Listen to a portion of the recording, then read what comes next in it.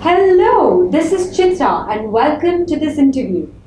Today, I have a man who I am absolutely ashamed to interview to you because he has an infamous reputation of being a sexist, racist, and a homophobic man.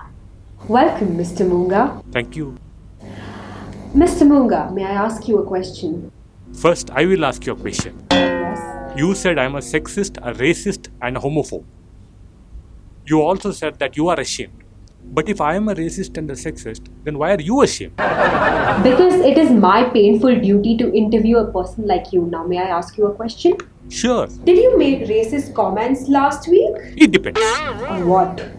It depends on what you call as racist. Mr. Muga, how can you explain the comments you made last week? To my mouth.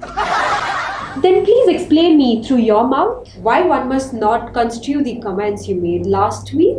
You see, I had trouble watching football World Cup games. This is not what you said.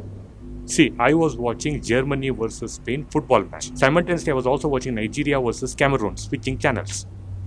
I had trouble adjusting the TV brightness. When I said this, people called me racist.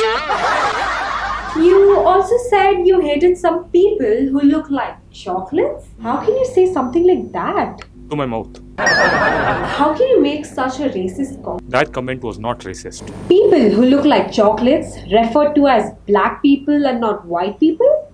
It depends What? on whether the chocolate is dark chocolate or Milky Bar. Mr. Munga, you can deny the fact that you are a racist, but you cannot turn down the fact that you are even a sexist. And I am absolutely disgusted as a woman to interview you. Are you a sexist? No.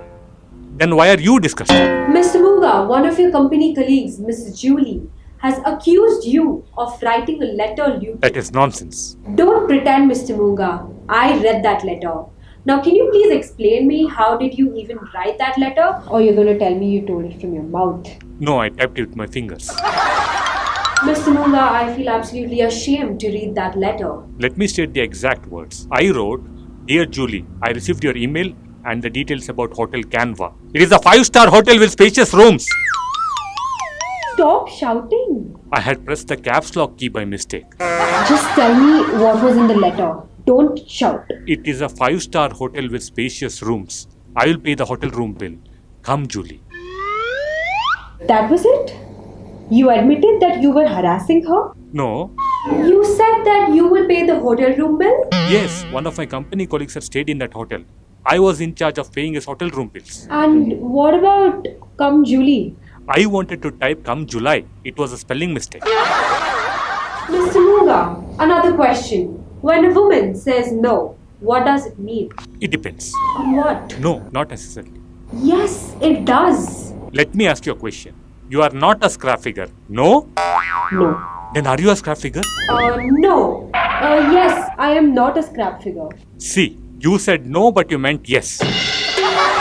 Mr. Muga, please shut your mouth and answer this question. How do you answer people who call you a homophobic person? Why don't you open your mouth? Because you asked me to shut my mouth and answer the question. Just open your mouth and answer the question. I am not homophobic. Okay, tell me, are you interested in males or females? It depends. On what? If it's romantic interest, females. If it is lone interest, males. Why do you answer it depends for all the questions? Not all the questions can be answered that way. They can be. Alright, what is the capital of India? It depends. How? If it is political capital, then it is New Delhi. If it is financial capital, it's Mumbai. And if it's the IT capital, it is Bangalore. Who is the father of the nation? It depends. How? For all Indians, it is Mahatma Gandhi. But for Gandhi himself, it is his father, Karamchand Gandhi. Okay, tell me, are you a vegetarian or a non-vegetarian? It depends. On what? On the day of the week. On Tuesdays and Saturdays, I'm vegetarian. But during other days, I eat every living creature that moves. Do you believe in God? It depends. On what? On whether my condition is good or not. If my financial condition is good, then I don't believe in God. It's a superstition.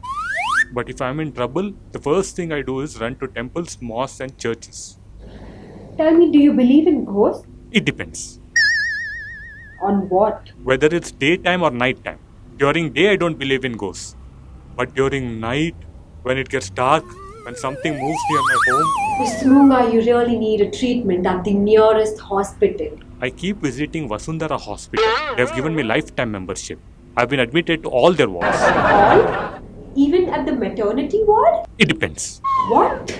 It depends on whether you consider being born as an admission or not. Oh my god.